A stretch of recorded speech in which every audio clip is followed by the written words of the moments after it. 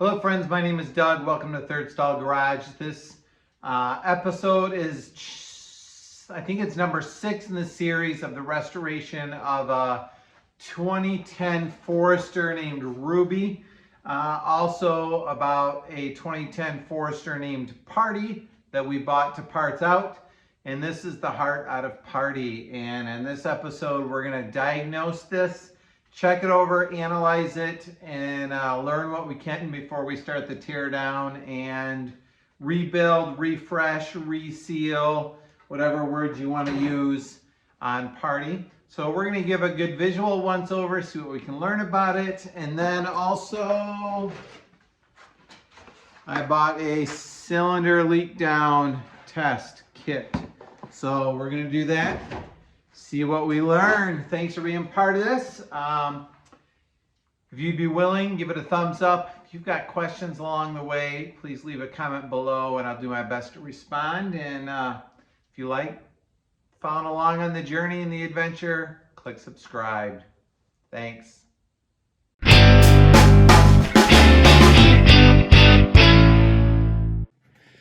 Here she is before she goes out. I think all of the parts are out that I plan on keeping, except for a few body panels. These doors aren't real great. They've got scrapes and a dent, and the mirror's broken. If somebody wants them, we'll sell them cheap. The doors on the other side are pretty decent. The back of the car is in good shape yet. I left that together. I will pull it off if somebody wants it. Otherwise, it's going to go to the scrapyard too. I'm not going to hang on to it. The parts car is going to stay here for probably a few months for sure.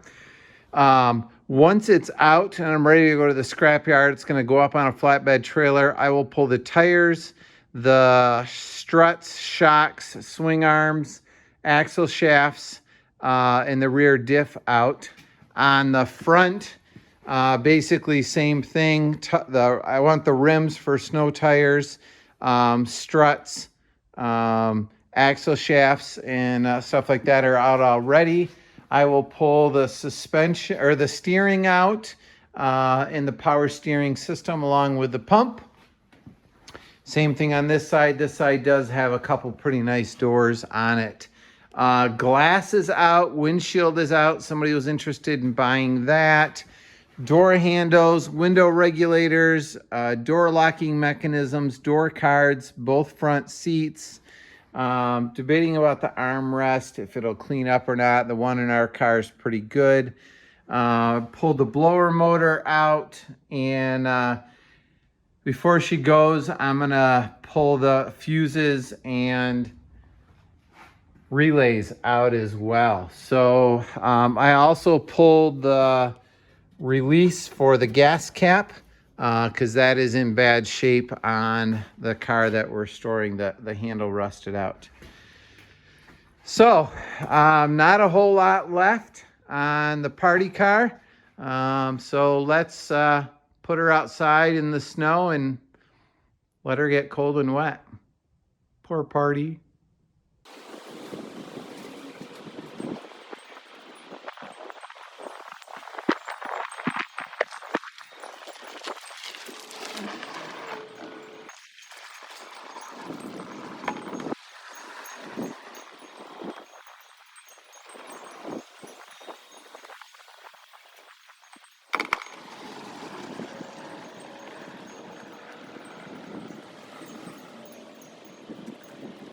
All right, visually, let's take a look and see what we notice. Overall, things look pretty good. Looking pretty dry through here.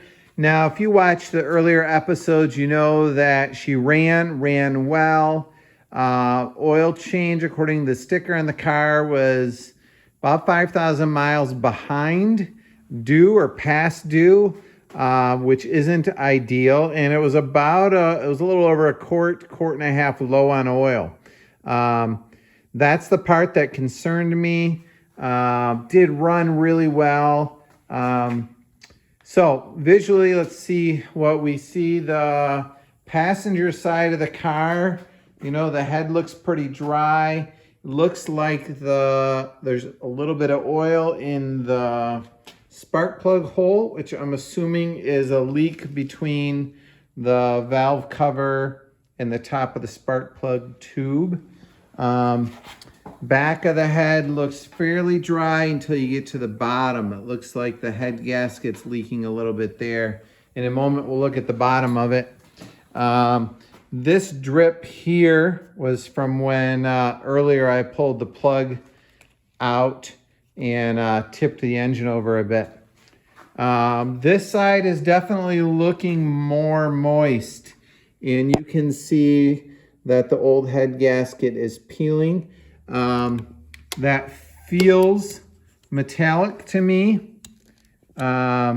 So makes me think I'll have to see if that's a non-stock head gasket, an MLS, multiple layer steel, or not. Looks like there is a little crack in the inner cover, and definitely we got a lot of oil seeping out of this side. So this valve cover gasket, the head looks pretty dry down there, a little hard to tell in there. Definitely some weeping on this side. Let's tip it over and see what we learn on the bottom. Just noticed on this plug, these may be wire splices in this harness. I'll have to check on the other engine to see if that looks similar or whether somebody spliced this plug in. If so, I may want to swap engine harnesses between the two cars. We'll see. Let's rotate this thing over and take a look at the bottom of it. All right, we definitely see a lot of oil leaking around the oil filter. It's hard to tell where all it's coming from. You know, it might be coming from here, and you imagine the wind blowing back and blowing around. The front of the oil pan is dry, which makes me think the front of this isn't leaking. I'm definitely going to pull the oil pan off, take care of this bit of rust here, and reseal it. It's hard to tell, though, for me, if it's coming from the oil filter or coming from the bottom of the head. Yeah, that's hard to say. I'll have to pull the cover off and take a look as well. Doesn't look like it's seeping too far up, so it could be the head gasket a little bit as well. Clutch looked dry. We also have oil seeping on, I think this would be the driver's side. So it looks like the bottom of this head gasket leaked a little bit as well, maybe the bottom of the valve cover. So we'll want to seal all of that back up. We'll put new head gaskets on. Clean. I got a lot of cleaning to do. Me and some solvent and some rags and a wire brush are going to have some fun together.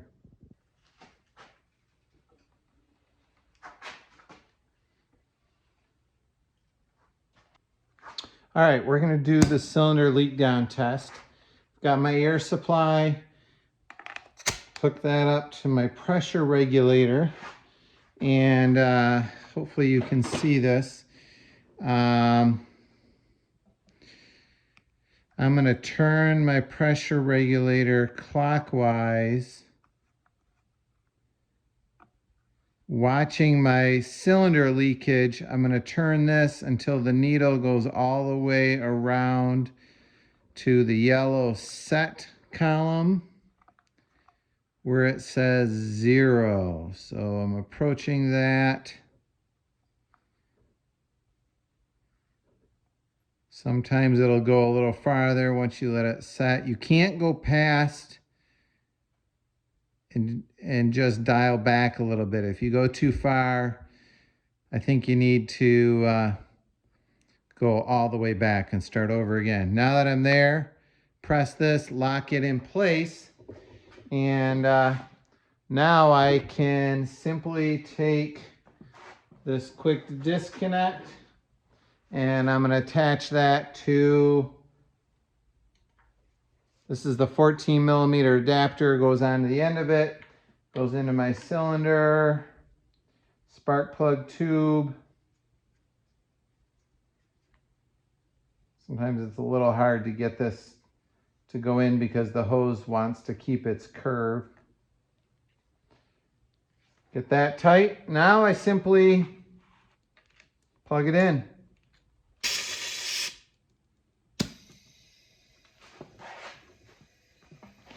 So what I see here is I'm at about 100 PSI.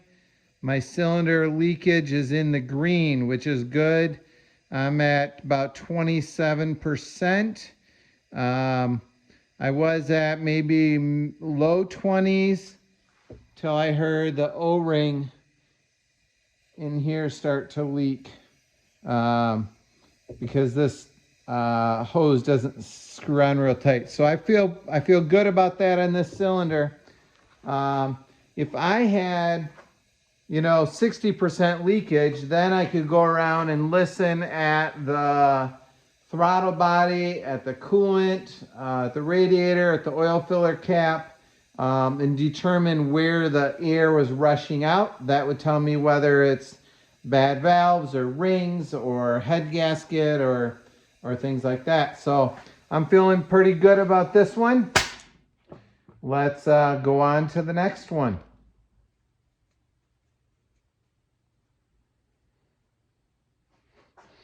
All right, let's see how this one looks.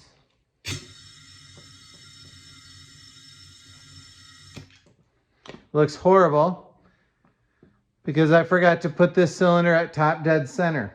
That was my bad. So to put it at top dead center, there are a variety of different ways to do that. A really easy way is to unhook your air supply, hook up your gauge to it, and then go around, and you can hear the air hissing on the compression stroke. I'm going to put that by the microphone.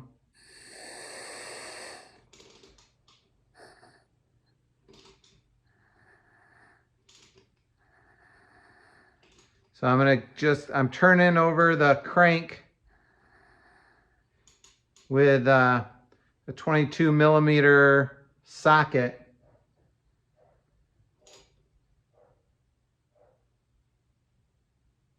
There we go. No more airs coming out. Makes me think I'm at top dead center. Let's see. This looks better.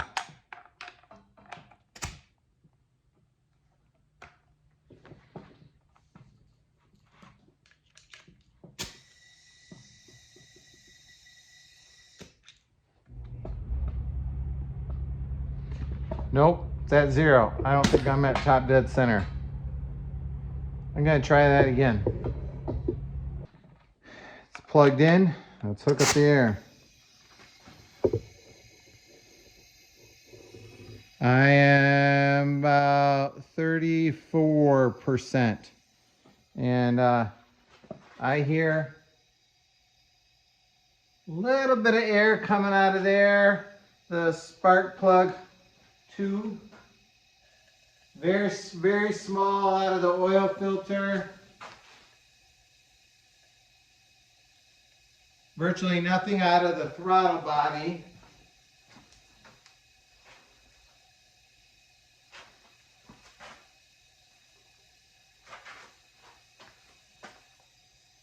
Most of the air is coming out of the spark plug tube, which makes me hope that it's partly a bad seal there.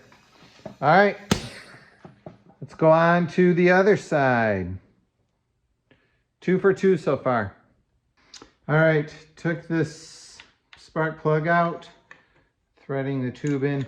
By the way, this is tight to here, but this compression fitting right here, I can spin this by hand, which is really why I can't get this any tighter than by hand in that slip. So I think I'm getting some air leaking back past this O-ring. So my readings may actually be a little better than 30% or 25 or whatever. So I can get it tight to there by hand. And now I think that compression fitting, or crimp fitting, not a compression fitting, is just slipping. All right, so now I'm gonna do a little better job of finding top dead center. So I'm gonna turn the crank clockwise till I hear air coming out. I don't know if you can hear that. I'm gonna listen. I'm moving the crank just a little bit. Right there, the crank's still moving, but the air stopped, which makes me think that that connecting rod is going over top dead center. So let's hook up our air pressure and see what we got.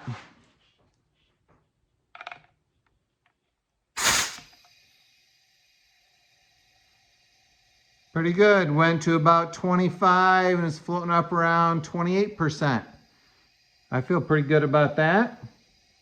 I feel like overall that's a good number. I feel good about that number. You're not supposed to have more than about 30% leak. Obviously less is better. But it's also good to have, you know, consistent readings on all four sides so that you know things are worn evenly, there's not damage. So now I'm pulling the last spark plug out. Let me do this a sec, then we'll test the last one. So Pavlov is the guy that fed dogs. The psychologist experiments, he fed dogs. Every time he fed the dogs, he rang a bell. And then he would ring the bell and the dogs would salivate. So here's one of my favorite jokes in the whole world. Pavlov goes to the bar and the telephone rings and he goes, "Dang, I forgot to feed the dogs." All right, so this one's screwed in. Right now, I'm just assuming you're laughing hysterically. Unless you're related to me, then you're rolling your eyes. All right, let's find top dead center on our last one.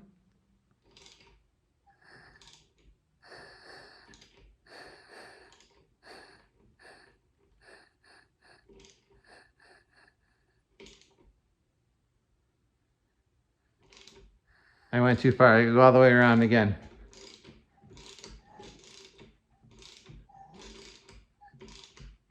Okay, we're starting to go on the compression stroke.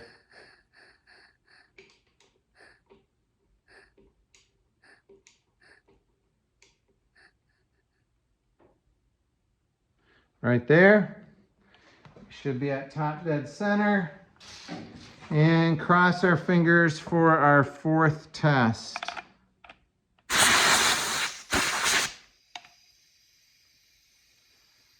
Oh, not as good on this one. Unless I don't have it at top dead center. Let me see if I can hear where it's leaking. I got some air coming out the oil.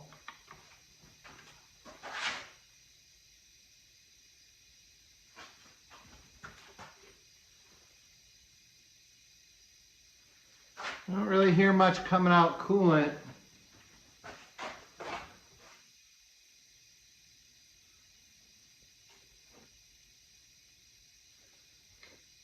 Not much out of the throttle body.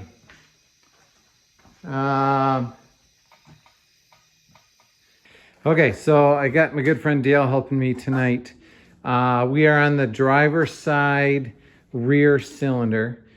This is the one that had the higher or the lower result on the cylinder leak gun test. Go ahead and plug it in, Dale. Okay, so this is the one that we've got moderate results on, showing 54% leakage into this cylinder. And as we go around and listen, we're hearing and feeling some air coming out the oil fill tube. We also can feel some air coming out the exhaust, which would lead me to think that either The exhaust valve is leaking. The head gasket is compromised and the air is leaking from the combustion chamber into the crankcase, or the rings are leaking. So what we're gonna do next, and I don't know for sure if this works with a leak down test. I know that I've heard it used for a compression test. We're gonna pull this out. We're gonna run some oil down there, and then I've heard, or my guess is that will help seal up the rings, and we'll do the test again and see if the results are any different. So remember that we are about at, what was it, 54? 55%. 55% leaking. All right, we're gonna undo it, put a little oil in there. Got some, I don't know, leftover oil, 10W30. I don't really know how much to put in. Seemed like a good amount. Okay, we will put this back in and see if our results change. You know, I was originally disappointed that the leak down test didn't show perfect results on all 4 cylinders, but you know, for those of you watching and wondering how this works, you're gonna see a real life example of, all right, we're testing it, and then when I tear the engine apart, then we'll be able to take a look at the head gasket and the valves and try to figure out what the problem is and then fix it. All right, the cylinder is still on top dead center, so I'm gonna put pressure to it. Oh, significantly different. Look at that. We are way up at like 12% leakage. So that made a significant difference. You can hear it bubbling. Yep. All right, let's figure out what that tells us. So we have a theory. It jumped up so high in efficiency in terms of, or the leakage dropped so low, shockingly low. We wondered if I put in too much oil and actually came close to filling the combustion chamber, because the cylinder is at top dead center, which would then effectively possibly seal off a valve and a head gasket leak as well. So maybe I put in way too much oil, I don't know. I didn't measure it carefully. I put in a good technical glug or two.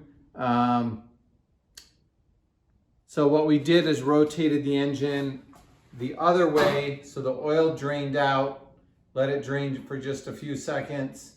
I don't know, maybe 15 seconds or something. And then, so there's still a fresh layer of oil in the cylinder, but then flipped it back up. So now we're gonna do the leak down test again to see if that gives us a different result. Okay, so we put the oil in, too much, drained it out, hooked up the leak down test again, and we're showing really good, you know, a little unrealistically good results. So I don't think we definitively know exactly where the leak is yet. I think once we get this head off, we'll need to look at the valves, the head gasket, and probably just check the condition of the cylinder walls. And if we have to, we may need to pull that piston out and take a look at the rings. So, but we do know that this is the cylinder that's a little bit suspect, and the other ones tend to be in good shape. It's time to start teardown. Good morning, it's Saturday morning in the shop. Wearing the hat and the furnace is on because it's pretty cold outside and I haven't warmed up yet, even though the shop has. Still working on the cylinder leak down test to figure out exactly what's going on with this fourth, I don't know if it's cylinder number 4 or not, but figuring out what's going on with it. Earlier in this episode, which in my time was Saturday, today, last Wednesday, or 3 days ago, the leak down test was good in all 3 cylinders. This one was a little excessively high. Put a bunch of oil in. The leak down completely went away. I think I put too much oil in. So I've let it sit for 3 days. I decided about whether I want to show you what I'm learning along the way, not everything going perfectly well. So I let it sit for 3 days, reran the leak down test this morning. It was back down to about 60% compression or 60% resistance, which is where it was I tested it the first time. I think that I put way too much oil in. So I did a little research online. I put a couple big lugs in. You're supposed to put in like 1 tablespoon if you're doing a compression test. So I'm here to do this again to see if that changes my results at all before I start tearing it apart this morning, because I want to learn what I can now. Once I tear it apart, it's apart. I can't redo this. So we're gonna put, I debated about going into the kitchen and stealing an actual tablespoon measuring cup from my wife's kitchen, and I figured that was a bad idea. I make good choices every now and then. So we're gonna put a little bit in, hopefully a tablespoon. All right. My gut tells me that was a tablespoon or maybe a touch less. So, now time to do the leak down test again. And we will just see what happens. We'll learn what we can. Then we'll start tearing it apart today. Cylinder is already on top dead center, so I should be able to just hook up the air to see what it says.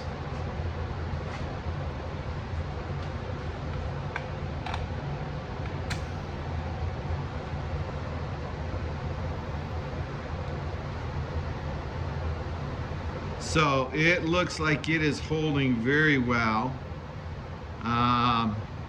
which makes me think that, I don't know, leans me towards thinking that the problem is in the rings on that cylinder. So I'll pull it apart and we will take a real good look at the head gasket in that area. Take a good look at the valves, make sure it hasn't dropped a valve guide. And then I may need to pull that piston out and take a look at the rings or look at the walls of the cylinder, things like that. I can definitely see oil, makes sense, flow down the tube. All right, let's start tearing it apart.